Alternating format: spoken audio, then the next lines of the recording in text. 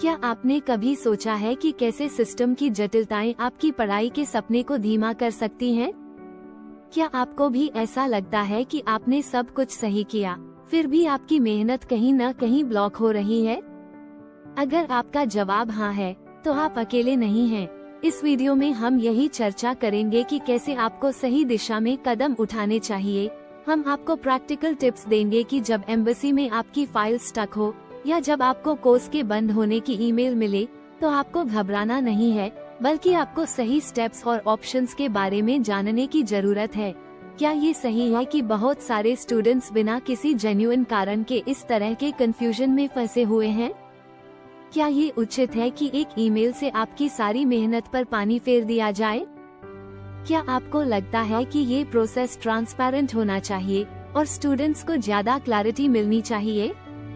आज हम इन सवालों के आंसर्स देंगे और आपको दिखाएंगे कि कैसे आप सही तरीके से इस पूरी प्रोसेस को मैनेज कर सकते हैं, बिना किसी अननेसेसरी टेंशन के। क्या आपने कभी सोचा है कि क्या आपकी फाइल एम्बेसी में सही तरीके से प्रोसेस हो रही है? या क्या आपके कोर्स की स्टेटस को लेकर कोई हिडन प्रॉब्लम्स हैं? ये वीडियो उन सभी स्टूडेंट्स के लिए है जो इस मुश्किल समय से गुजर रहे हैं, और हम चाहते हैं कि आप समझें कि आपके पास ऑप्शंस हैं और सही गाइडेंस से आप किसी भी प्रॉब्लम को ओवरकम कर सकते हैं। तो अगर आप भी इस तरह की सिचुएशन में हैं और आप सोच रहे हैं कि आगे क्या करना चाहिए, तो बने रहिए हमारे साथ। हम आपको दिखाएंगे कि कैसे आप इस पूरे प्रोसेस को सही तरीके से हैंडल कर सकते हैं और कैसे आप अपनी फ्यूचर को सिक्योर कर सकते हैं, चाहे आपकी फाइल स्टक हो या आपके कोर्स बंद कर दिए गए हों। क्या आपको लगता है कि जो आपको मिल रहा है वह सही है, या ये कोई हिडन फ्लॉज हैं जिन्हें सही करने की जरूरत है? इस वीडियो में हम सब कुछ उजागर करेंगे ताकि आप अपनी स्थिति को सही तरीके से समझ सकें और सही दिशा में कदम उठा सकें। कीप वॉचिंग, क्योंकि हम आपको बताएंगे वो हिडन स्ट्रैटेजीज और सॉल्यूशंस जो शायद आपने पहले कभी नहीं सुने होंगे। आज का वीडियो आपके लिए बहुत इम्पोर्टेंट है, क्योंकि इसमें हम बात करने जा रहे हैं दो मेजर अपडेट्स के बारे में जो बहुत से स्टूडेंट्स के लिए चिंता का कारण बन चुकी हैं। अगर आप भी कनाडा में स्टडी करने की सोच रहे हैं या फिर आपने ऑलरेडी एप्लीकेशन सबमिट की है, तो ये वीडियो आपके लिए बहुत हेल्पफुल हो सकता है। हम आपको बताने जा रहे हैं कि अगर आपको कोई इम्पोर्टेंट ईमेल मिलती है या आपकी फाइल एम्बेसी में स्टक है, तो उस सिचुएशन में आपको क्या करना चाहिए। ऐसे कई स्टूडेंट्स हैं जिनकी वीजा एप्लीकेशंस या डॉक्यूमेंट्स प्रोसेसिंग में अनएक्सपेक्टेड डिलेज हो जाते हैं, और इस दौरान कंफ्यूजन और स्ट्रेस हो सकता है। इस वीडियो में हम आपको वो सब कुछ बताएंगे जो इस तरह की क्रिटिकल सिचुएशन में आपको ध्यान में रखना चाहिए, और साथ ही अगर आपकी फाइल स्टक हो जाए या एम्बेसी से कोई इम्पोर्टेंट कम्युनिकेशन आए, तो आपको क्या करना चाहिए ताकि आपकी एप्लीकेशन प्रोसेस स्मूथली कंटिन्यू हो सके। ज़ील इमिग्रेशन कंसल्टेंसी की टीम हमेशा आपके साथ है, और हम आपको एक्सपर्ट गाइडेंस देने के लिए यहाँ हैं ताकि आपका कनाडा स्टडी वीजा एप्लीकेशन बिना किसी परेशानी के आगे बढ़े। हमारी सर्विसेज आपके वीजा प्रोसेस को सिंपल और ट्रांसपेरेंट बनाती हैं, और हम आपकी हर क्वेरी और कंसर्न को प्रोफेशनली हैंडल करते हैं ताकि आप बिना किसी कंफ्यूजन के अपना वीजा प्रोसेस पूरा कर सकें। हम आपको बताने जा रहे हैं कि अगर आपको कोई इम्पोर्टेंट ईमेल मिलती है या आपकी फाइल एम्बेसी में स्टक है, तो उस सिचुएशन में आपको क्या करना चाहिए। सबसे पहले बात करते हैं उस अपडेट की जो कई स्टूडेंट्स के लिए चिंता का कारण बन रही है। आपको बहुत सी ईमेल्स मिल रही होंगी जिनमें ये बताया गया होगा कि आपका कोर्स क्लोज कर दिया गया है। इस तरह की ईमेल्स आने से स्टूडेंट्स में काफी पैनिक और कंफ्यूजन होता है। तो इस वीडियो में हम आपको बताएंगे कि ऐसे केस में आपको क्या करना चाहिए और किस तरह से आप अपनी एप्लीकेशन को सही तरीके से आगे बढ़ा सकते हैं। अगर आपने किसी पर्टिकुलर कोर्स के लिए अप्लाई किया है और आपको ये ईमेल मिलती है कि वह कोर्स क्लोज कर दिया गया है, तो सबसे पहले घबराने की जरूरत नहीं है। कई कॉलेजेस और यूनिवर्सिटीज ने अपनी इन डिमांड कोर्सेज की लिस्ट को अपडेट किया है, और यह भी देखा गया है कि कुछ कोर्सेज अब पहले जैसे डिमांड में नहीं रहे, इसलिए उन्हें बंद कर दिया गया है। इसके अलावा कुछ कॉलेजेस ने तो ऐसे कोर्सेज भी बंद किए हैं जिनमें बहुत कम स्टूडेंट्स एडमिशन लेते थे, ताकि वे अपने रिसोर्सेज का बेहतर उपयोग कर सकें और ज्यादा पॉपुलर कोर्सेज पर ध्यान दे सकें। ऐसे में जिन स्टूडेंट्स ने पहले ही इन कोर्सेज में एडमिशन ले लिया था, उन्हें यह ईमेल मिलती है, जिससे उन्हें कोर्स बंद होने की जानकारी दी जाती है। इस स्थिति में स्टूडेंट्स को पैनिक नहीं करना चाहिए, क्योंकि कॉलेजेस और universities generally alternative options provide करते हैं और एक नया कोर्स सिलेक्शन प्रोसेस शुरू होता है, जिससे अफेक्टेड स्टूडेंट्स को दूसरे कोर्सेज में शिफ्ट होने का मौका मिलता है। ऐसे केसेस में स्टूडेंट्स को अपनी एकेडमिक गोल्स के बारे में क्लैरिटी बनाए रखनी चाहिए और नए अवेलेबल ऑप्शंस का सही तरीके से इवैल्यूएशन करना चाहिए, ताकि वे अपने फ्यूचर स्टडीज में कोई कॉम्प्रोमाइज न करें। तो आपको क्या करना चाहिए? सबसे पहले आपको अपने ईमेल्स को रेगुलरली चेक करना चाहिए। अगर आपको ऐसी कोई ईमेल मिलती है कि आपका कोर्स बंद कर दिया गया है, तो उसमें यूजुअली 2 ऑप्शंस दिए जाते हैं। कोर्स चेंज, आपको अपने करंट कोर्स को किसी दूसरे अवेलेबल कोर्स से बदलने का ऑप्शन दिया जाता है। यह ऑप्शन आपके लिए तब ज्यादा फायदेमंद हो सकता है जब आपके पास उस कोर्स से रिलेटेड किसी और ऑप्शन का इंटरेस्ट हो। आपको सिर्फ ये देखना होता है कि नया कोर्स आपके एकेडमिक या करियर गोल्स के हिसाब से सही है या नहीं। साथ ही आपको ये भी ध्यान रखना चाहिए कि अगर आपके पास कोई प्रीरेक्विजिट्स या एडिशनल रिक्वायरमेंट्स हैं, तो उन्हें पूरा करना जरूरी होगा। ये भी हो सकता है कि नए कोर्स की ड्यूरेशन या फीस डिफरेंट हो, जो आपको पहले से चेक कर लेनी चाहिए। इसके अलावा कोर्स चेंज से जुड़ी कुछ टर्म्स एंड कंडीशंस भी हो सकती हैं, जो आपको समझनी चाहिए ताकि कोई भी कंफ्यूजन ना हो। फीस रिफंड, अगर आपको नया कोर्स नहीं लेना है तो आप अपनी फीस वापस ले सकते हैं। इस ऑप्शन के तहत आपको पूरी फीस या पार्शियल रिफंड मिल सकता है, जो कोर्स कैंसलेशन पॉलिसी पर निर्भर करेगा। आपको ये सुनिश्चित करना होगा कि रिफंड प्रोसेस कैसे होगा और आपको किन डॉक्यूमेंट्स की जरूरत होगी, ताकि जल्दी से आपको आपकी फीस वापस मिल सके। अगर आपको ऐसी ईमेल मिली है, तो आपको पैनिक करने की बजाय सबसे पहले काम रहकर अपना नेक्स्ट स्टेप डिसाइड करना चाहिए। सबसे पहले यह जरूरी है कि आप पूरी सिचुएशन का सही से आकलन करें और खुद को शांत रखें। यह इंश्योर करें कि आपकी स्थिति को सही तरीके से समझने के बाद ही आप आगे बढ़ें। सबसे पहले आपको ये देखना होगा कि क्या आपके पास कोई दूसरा कोर्स है जो आपके प्रीवियस स्टडीज से मैच करता हो। अगर ऐसा कोई कोर्स है, तो आप उसे चूज कर सकते हैं, क्योंकि इससे आपके करियर में कंटिन्यूटी बनी रहेगी। इस केस में आप अपनी एप्लीकेशन को फिर से तैयार कर सकते हैं और उसे आगे बढ़ा सकते हैं। इससे न केवल आपका टाइम और एफर्ट बच सकता है, बल्कि आप किसी नए कोर्स में भी अपनी पहचान बना सकते हैं। साथ ही आपके फ्यूचर एकेडमिक गोल्स पर भी इसका पॉजिटिव इम्पैक्ट पड़ेगा। लेकिन अगर ऐसा कोई कोर्स नहीं है जो आपके प्रीवियस स्टडीज से मैच करता हो, तो आप फीस रिफंड का ऑप्शन भी चूज कर सकते हैं। ये भी एक अच्छा सोल्यूशन हो सकता है, क्योंकि आपकी फाइल अभी एम्बेसी में नहीं गई है। इस वजह से आप अपनी फीस वापस ले सकते हैं और अपनी सिचुएशन को रीइवैल्यूएट कर सकते हैं। रिफंड लेना एक वायबल ऑप्शन हो सकता है, क्योंकि जब तक आपकी फाइल एम्बेसी में नहीं भेजी जाती, आप अपना पैसा वापस ले सकते हैं और अपनी सिचुएशन को रीइवैल्यूएट कर सकते हैं। आपको ये ध्यान में रखना चाहिए कि रिफंड लेने से आपकी फाइल प्रोसेसिंग में कोई रुकावट नहीं आएगी और आप दूसरे कोर्स के बारे में सोच सकते हैं या नए प्लान्स बना सकते हैं। अगर आपकी फाइल एम्बेसी में चली गई है, तो फीस रिफंड लेने का ऑप्शन थोड़ा कॉम्प्लिकेटेड हो सकता है। इस स्थिति में एम्बेसी के प्रोसेसेस फॉलो करने में टाइम लग सकता है और यह पूरी तरह से एम्बेसी के डिस्क्रेशन पर निर्भर करेगा कि वे रिफंड की प्रक्रिया को किस तरह से हैंडल करेंगे। एम्बेसी के पास जब आपकी फाइल पहुंच जाती है, तो उनकी तरफ से किसी भी तरह के चेंजेस या रिफंड को लेकर कुछ रूल्स और प्रोसीजर्स होते हैं, जिनका पालन करना पड़ता है। इस प्रोसेस में टाइम लग सकता है और आपको एम्बेसी से कांटेक्ट बनाए रखना पड़ सकता है। इसलिए सबसे अच्छा होगा कि आप अपनी करंट सिचुएशन को समझते हुए काम रहकर सही कदम उठाएं। अंत में, अगर आपको ऐसी किसी ईमेल का सामना करना पड़ता है, तो सबसे महत्वपूर्ण बात यह है कि आप पहले पैनिक न करें। शांत होकर अपनी ऑप्शंस को अच्छे से समझें और फिर अपना अगला कदम सोच समझकर उठाएं। चाहे आप नए कोर्स का सिलेक्शन करें या रिफंड का ऑप्शन चुनें, आपको अपनी लॉन्ग टर्म गोल्स को ध्यान में रखते हुए ही डिसीजन लेना चाहिए। आपको हमेशा अपनी ईमेल्स को ट्रैक करना चाहिए और टाइमली रिस्पॉन्स देना चाहिए, क्योंकि आजकल के फास्ट पेस्ड और डिजिटल दौर में इंफॉर्मेशन और अपडेट्स बहुत तेजी से बदलते रहते हैं। अगर आपकी एप्लीकेशन में कोई अपडेट है, तो तो आपको तुरंत एक्शन लेना चाहिए ताकि आप किसी भी इम्पोर्टेंट स्टेप को मिस न कर सकें। अगर आप टाइमली रिस्पॉन्स नहीं देंगे या नेसेसरी एक्शंस नहीं लेंगे तो इससे आपकी प्रोसेसिंग में काफी डिलेज हो सकते हैं और यह आपके लिए अननेसेसरी प्रॉब्लम्स क्रिएट कर सकता है।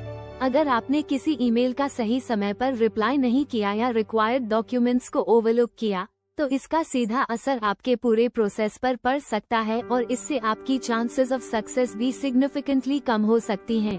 किसी भी इमिग्रेशन, वीजा या अदर इम्पोर्टेंट एप्लीकेशन प्रोसेस में डॉक्यूमेंट्स की टाइमली सबमिशन और अपडेट्स पर खास ध्यान देना जरूरी है। जब कोई अपडेट आए तो तुरंत उसे रिव्यू करें और अगर किसी एक्शन की जरूरत हो तो उसे क्विकली कंप्लीट करें।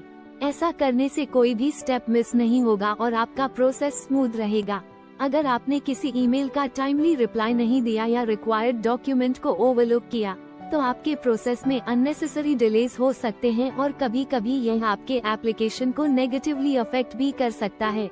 इसलिए आपको हर ईमेल को केयरफुली पढ़ना चाहिए और यह समझना चाहिए कि उस ईमेल में क्या एक्शन लिया जा सकता है।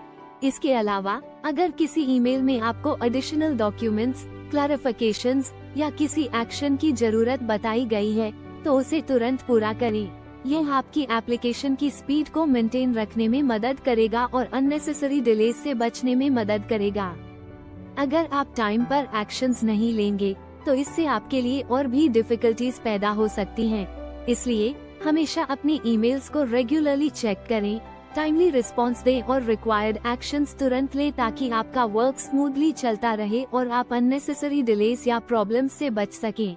आजकल के फास्ट पेस्ड वर्ल्ड में जहां हर चीज तुरंत होती है, ईमेल्स और अपडेट्स का सही तरीके से ट्रैक करना बहुत इम्पोर्टेंट है। आपकी इमिग्रेशन या वीजा एप्लीकेशन के लिए ये स्टेप क्रूशियल है। ईमेल्स में हर छोटी से छोटी डिटेल भी इम्पोर्टेंट हो सकती है और अगर आप उसे मिस करते हैं तो आपको उसका नेगेटिव इम्पैक्ट फेस करना पड़ सकता है। इसीलिए अपने ईमेल्स को हमेशा ध्यान से चेक करें, टाइमली रिस्पॉन्स दें और जरूरत के अनुसार तुरंत एक्शंस लें ताकि आपका प्रोसेस एफिशिएंटली और स्मूथली चले और आप किसी भी अननेसेसरी इश्यूज से बच सकें। अगर आपकी फाइल एम्बेसी में प्रोसेसिंग के दौरान स्टक हो गई है और कई महीनों से वहां फंसी हुई है तो यह एक बहुत ही फ्रस्ट्रेटिंग और स्ट्रेसफुल स्थिति हो सकती है, खासकर जब आप अपनी ट्रैवल प्लान्स, स्टडी प्लान्स या जॉब रिलेटेड प्लान्स में आगे बढ़ने का इंतजार कर रहे होते हैं। ऐसे में सबसे पहला स्टेप ये है कि आप एम्बेसी से रेगुलर फॉलो अप्स करें, चाहे ईमेल, फोन कॉल या किसी और मीडियम से। लगातार फॉलो अप करने से एम्बेसी को यह एहसास होता है कि आप अपने वीजा एप्लीकेशन को लेकर सीरियस हैं और आपको टाइमली रिस्पॉन्स चाहिए। कभी कभी प्रोसेसिंग में डिले का कारण मिसिंग डॉक्यूमेंट्स या एडिशनल इन्फॉर्मेशन हो सकती है। ऐसे में यह जरूरी है कि आप अपनी एप्लीकेशन को केयरफुली चेक करें और देखें कि कहीं कोई इम्पोर्टेंट डॉक्यूमेंट तो छूटा नहीं है। अगर एम्बेसी ने आपसे कोई एडिशनल डॉक्यूमेंट्स या क्लैरिफिकेशन मांगी है तो तुरंत उन्हें सबमिट करें ताकि प्रोसेसिंग में कोई और डिले न हो। अगर एम्बेसी से लगातार कोई रिस्पॉन्स नहीं मिल रहा है और आपकी केस में कोई प्रोग्रेस नहीं हो रही है तो आप एक एक्सपीरियंस्ड वीजा कंसल्टेंट की मदद ले सकते हैं। वीजा कंसल्टेंट्स के पास एम्बेसी के साथ इंटरैक्शन करने का अच्छा अनुभव होता है और वे आपकी केस को जल्दी प्रोसेस करने के लिए करेक्ट चैनल्स का यूज कर सकते हैं। इसके अलावा अगर आपकी फाइल बहुत समय से स्टक हो गई है तो आप एम्बेसी के हायर अथॉरिटीज से कांटेक्ट कर सकते हैं और अपनी एप्लीकेशन को एस्केलेट करने का प्रयास कर सकते हैं। एस्केलेशन का मतलब है कि आप अपनी केस को हायर ऑफिशियल्स तक पहुंचाते हैं ताकि वे आपकी फाइल को जल्दी प्रोसेस करें। हालांकि इसे प्रोफेशनल और पोलाइट तरीके से करना बहुत जरूरी है ताकि एम्बेसी पर पॉजिटिव इम्प्रेशन पड़े। एम्बेसी की पॉलिसीज या प्रोसीजर्स कभी कभी बदल सकती हैं, जो आपकी एप्लीकेशन की प्रोसेसिंग पर असर डाल सकती हैं। इसलिए एम्बेसी की ऑफिशियल वेबसाइट और सोशल मीडिया प्लेटफॉर्म्स पर रेगुलरली अपडेट्स चेक करते रहें। एम्बेसी में चल रही किसी भी नई पॉलिसी या चेंजेस के बारे में जानना आपकी मदद कर सकता है। अगर आप एक स्टूडेंट हैं और आपकी वीजा एप्लीकेशन स्टक हो गई है तो आप अपनी यूनिवर्सिटी से भी हेल्प ले सकते हैं। कई यूनिवर्सिटीज एम्बेसीज के साथ अच्छे रिलेशंस मेंटेन करती हैं और वे आपके केस को प्रायोरिटाइज करने में मदद कर सकती हैं। यूनिवर्सिटी के इंटरनेशनल ऑफिस से कांटेक्ट करके आप उनसे रिक्वेस्ट कर सकते हैं कि वे आपकी केस को जल्दी प्रोसेस करने में मदद करें। इसके अलावा अपनी एप्लीकेशन को फिर से केयरफुली रिव्यू करें और देखें कि कहीं कोई एरर्स या डिस्क्रिपेंसीज तो नहीं है। कभी कभी एप्लीकेशन में छोटी छोटी मिस्टेक्स जैसे कि नाम की स्पेलिंग गलत होना या बर्थ डेट मिसमैच होना प्रोसेसिंग में देरी का कारण बन सकती हैं।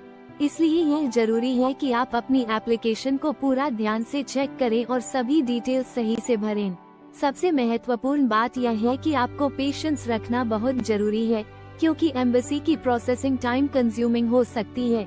लेकिन साथ ही साथ आपको प्रोएक्टिव भी रहना होगा। आपको लगातार एम्बेसी से संपर्क बनाए रखना होगा। डॉक्यूमेंट्स टाइमली सबमिट करने होंगे और सभी नेसेसरी स्टेप्स उठाने होंगे ताकि आपकी वीजा प्रोसेसिंग जल्दी और स्मूथली हो सके। अगर आपकी फाइल एम्बेसी में स्टक हो गई है तो इसका मतलब यह नहीं है कि आपकी एप्लीकेशन रिजेक्ट हो जाएगी या आपकी पूरी योजना पर पानी फिर जाएगा। कई बार एम्बेसी में प्रोसेसिंग में डिले हो सकता है या एक्सटर्नल फैक्टर्स जैसे कि high application volume, seasonal rush या कुछ अन्य एडमिनिस्ट्रेटिव रीजंस की वजह से फाइल्स पर समय लग सकता है। इसलिए आपको घबराने की जरूरत नहीं है, क्योंकि यह सिर्फ एक टेम्पररी फेज हो सकता है और इस दौरान पेशेंस रखना बहुत जरूरी है। पहला सोल्यूशन है वेब फॉर्म सबमिट करना।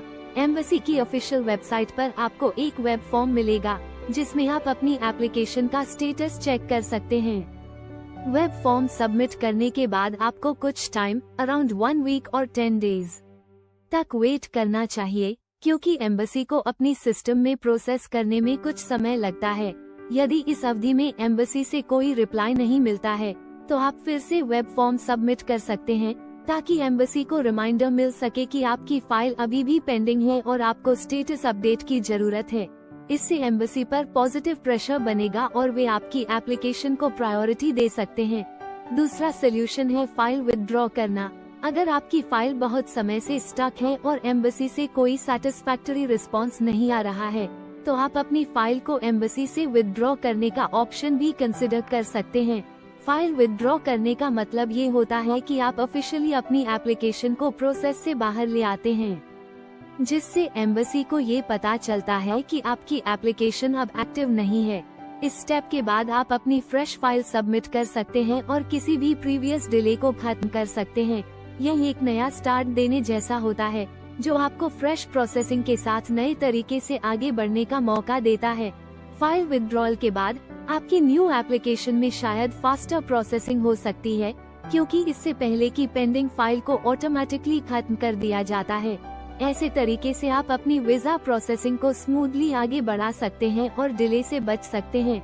आपकी फाइल को विथड्रॉ करने का प्रोसेस थोड़ा टाइम कंज्यूमिंग हो सकता है, लेकिन ये तब बहुत जरूरी हो जाता है जब आपकी फाइल एम्बेसी में काफी लंबे समय से स्टक है और आपको कोई अपडेट्स या प्रोग्रेस नहीं मिल रही है।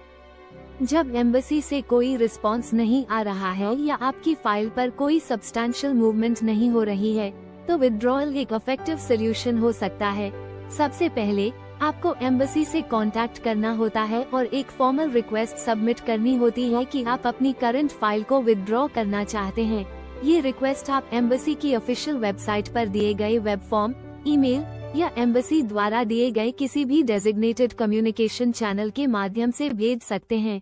इस रिक्वेस्ट को एम्बेसी प्रोसेस करती है और आपकी फाइल को सिस्टम से रिमूव करती है, ताकि यह क्लियर हो सके कि आपकी एप्लीकेशन अब एक्टिव नहीं है।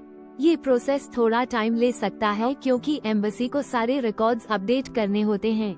एक बार जब आपकी फाइल ऑफिशियली विथड्रॉ हो जाती है तो उसके बाद आप नई एप्लीकेशन सबमिट कर सकते हैं। नई एप्लीकेशन सबमिट करने से एम्बेसी को ये स्पष्ट हो जाता है कि आपने अपनी पुरानी फाइल को विथड्रॉ कर लिया है और अब आप फ्रेश एप्लीकेशन के साथ अपनी वीजा रिक्वेस्ट सबमिट कर रहे हैं। इस कदम से एम्बेसी को ये क्लियर हो जाता है कि आप प्रीवियस डिलेज या इश्यूज से बाहर निकल चुके हैं और अब आपकी एप्लीकेशन में कोई प्रायर कॉम्प्लिकेशंस नहीं है।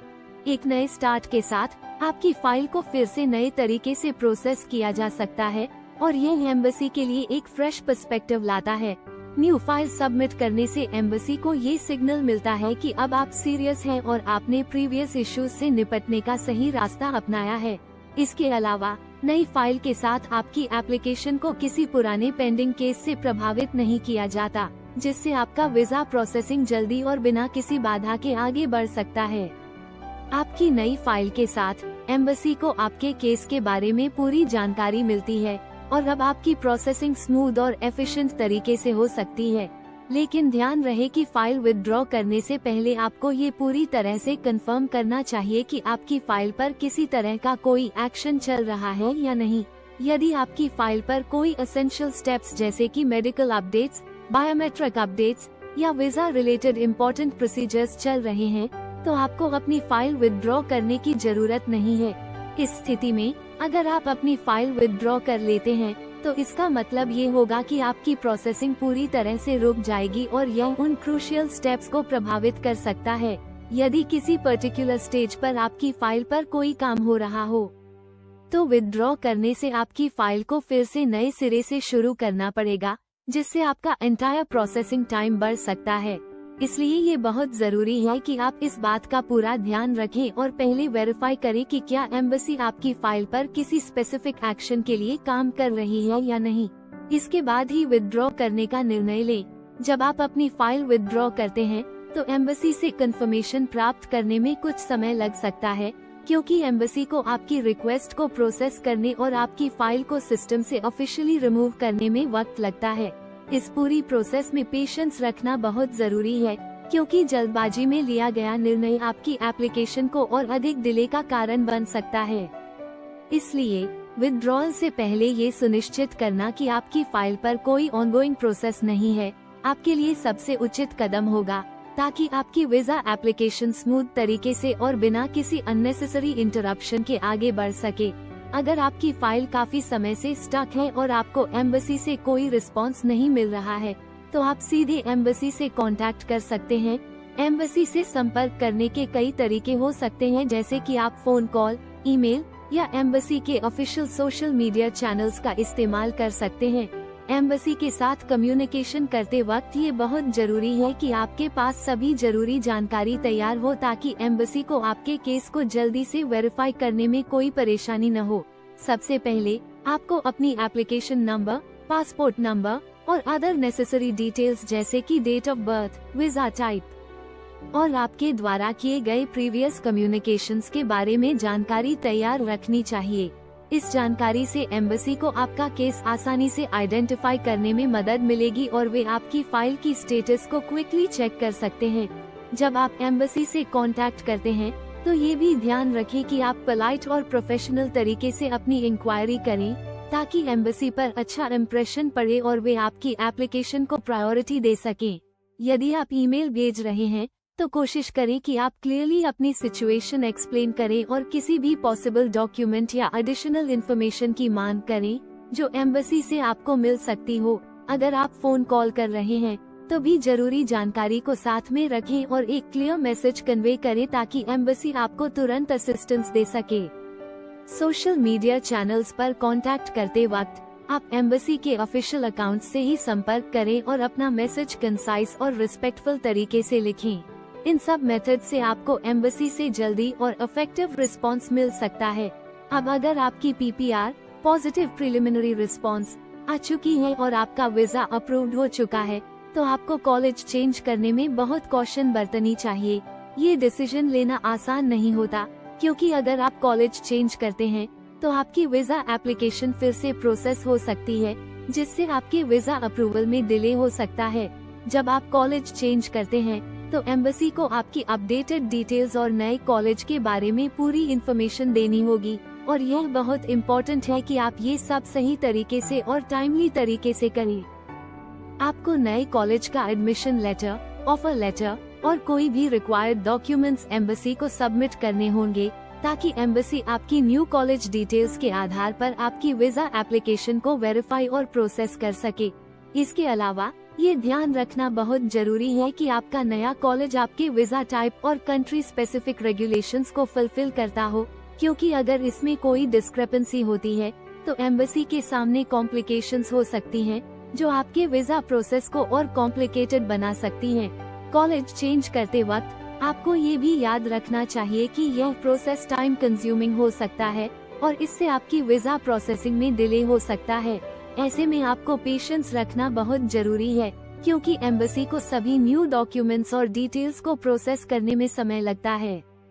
इसके अलावा अगर आपने अपनी स्टडी प्रोग्राम, कोर्स या इवन लोकेशन चेंज की है, तो आपको एम्बेसी को सभी रेलेवेंट अपडेट्स और रीजंस बतानी होंगी, ताकि आपकी एप्लीकेशन स्मूथली प्रोसीड कर सके।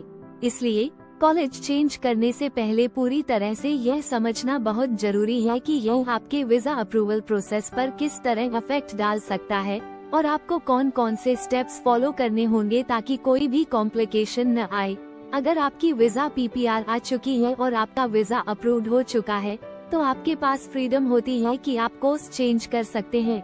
जब PPR मिल जाती है, तो इसका मतलब है कि आपकी फाइल एम्बेसी में अप्रूव्ड हो चुकी है और अब आपको किसी भी कोर्स को चूज करने का ऑप्शन मिलता है।